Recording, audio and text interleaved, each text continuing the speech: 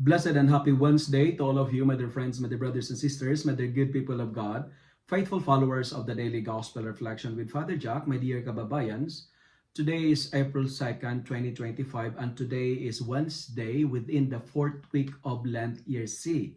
Our Gospel for today is from the beautiful and the wonderful account of the Gospel of John, chapter 5, verses 16 to 30. Today's Gospel is a continuation of yesterday's story.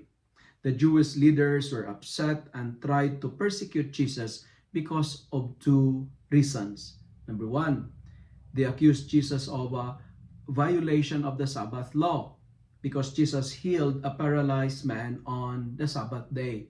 And second, they accused Jesus of blasphemy, meaning to say, blasphemy means equality with God. He and the Father is one.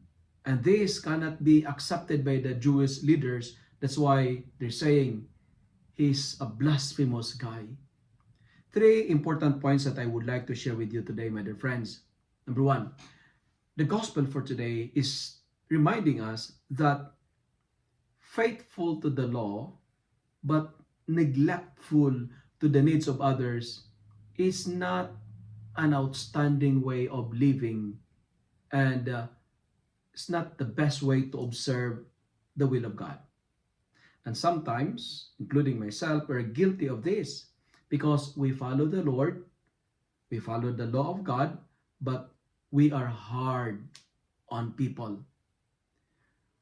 The greatest law, and remember this, is the good of the people. And my dear friends, today we are reminded once again, people is more important than any rules and regulations. The good of the people is the best and important rules. If we follow the law, but make the life of others hard and difficult, it is not a commendable way of living. Therefore, do the best thing, do the right thing. And the right thing to do is liberating others from the suppression of oppression. Like what Jesus did. He heals the man on the Sabbath.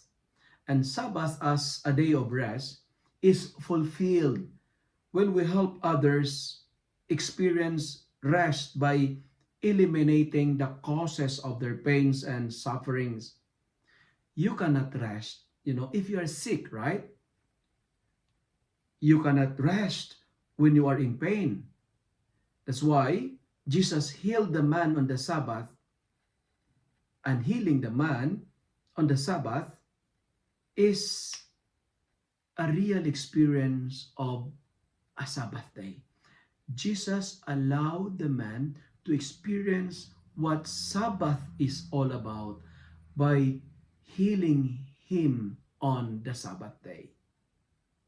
I say it again, my dear friends, people is more important than any rules and regulations. Second point that I would like to share, for me this is very striking upon reading the gospel for today, when Jesus said, "My Father is at work until now, so I am at work." It tells us that our God is not a lazy God. He is always at work. Jesus, our God, is an answering God. He listens to our prayers. He is busy healing people. He's busy casting out demons. The Son works like a father. And what the works that Jesus did, what kind of works?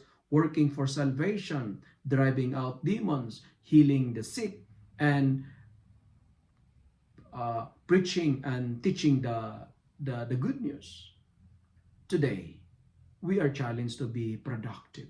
We are challenged to work like Jesus, because as what Pope Francis said, there is no holiness in laziness. Therefore, don't be lazy, because our God is not lazy. Finally, the gospel is also a good reminder that those who do good will be rewarded. but those who do evil will be condemned. My dear friends, there are two resurrections, the resurrection of the good and the resurrection of the evil. If you are good, you will be rewarded of heaven. But if you are not good, you will be condemned to hell.